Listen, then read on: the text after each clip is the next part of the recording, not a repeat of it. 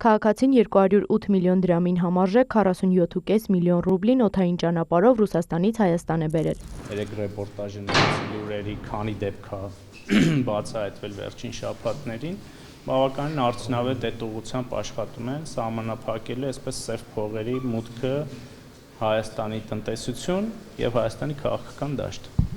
Չնայած այս պնդումներին, իրավապահները մինչև այս պահը չեն հարուցել որևէ գործ, որն առնչվում է առաջիկա ընտրություններում ընտրական գործընթացի վրա ազդելու նպատակով Ռուսաստանից կանխիկ միջոցների ներկրմանը։ Գլխավոր դատախազությունը պատասխանելով Ազատության գրավոր հարցմանը հայտնել է, որ 47.5 միլիոն ռուսական ռուբլու կամ մոտ կես միլիոն դոլարի հայտնաբերման դրվագով որևէ վարույթ նախաձեռնված չէ։ Դուք ձերբակալվել եք ցանցան կատարելու անմիջականորեն ծագած 500 կասկածի առկայության հիմքով։ Օրերս 47.5 միլիոն ռուբլու մասին հայտնել էր պետական եկամուտների կոմիտեն, բայց այդ գումարով Զվարթնոց օդանավակայանում վայրեջք կատարած քաղաքացուն ձերբակալելուց հետո ազատ էին արձակել ու հետ ուղարկել Ռուսաստան։ ՊԿ այլ քայլերի չէր դիմել, մասնավորապես իրավապահներին հաղորդում չէր տվել, որ քննեին ու պարզեին, թե ինչու էր այդքան մեծ գումար փորձում բերել Հայաստան եւ արդյոք դա օրինական նպատակներով էր ծախսվելու։ Նույն ժամանակ իրականացվող օպերատիվ հետազոտական միջոցառումների ընթացքում ստացվեցին տեղեկություններ, որ վերջինս Հայաստանի Հանրապետությունում չունի մշտական բնակության վայր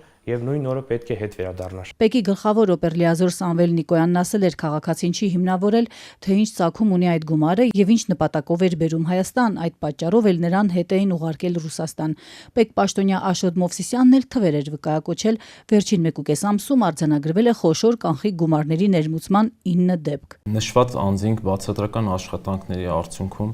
իրենց հետ են վերադարձրել ներմուծված կանխիկ գումարները ընդհանուր շուրջ 133 միլիոն ռուբլու չափով։ ՊԿ պաշտոնյան միաժամանակ նշել էր, թե անցած մեկ տարում ձեռնարկված խստացումների արդյունքում Հայաստան ներմուծվող կանխիկ գումարի ծավալը նվազել է շուրջ 10 անգամ։ Այս խնդիրը հիմնականում կապված է ԵԱՏՄ երկրների հետ, քանի որ միության կազմից դուրս այլ երկրներից 10.000 դոլարը գերազանցող կանխիկ գումարի դեպքում հայտարարագրումը պարտադիր է։ Ինչն է հիմք տվել հայտարարել, որ 47.5 միլիոն ռուբլին Հայաստան էր բերվում հենց ընտրական գործընթացների համար, հատկապես որ այդ առնչությամբ քրեական գործել չկա, հարցնում է իրավապաշտպան Վարդան Հարությունյանը։ Ես չգիտեմ, ապացույցներ թող ներկայացնեն, որ այդ ֆինանսական միջոցները գալիս էին Հայաստան հատուկ կոնկրետ քաղաքական նկատառումներով կամ նախընտրական գործընթացների մեջ ներդրվելու համար։ Եթե չկան նման ապացույցներ, հենց այնպես հայտարարելը իհարկե արդեն հենց այնպես հայտարարելու պարագայում արդեն կարելի է անել հետևություն, որ նպատակը ուղղակի խոսակցություն շրջանառելն է։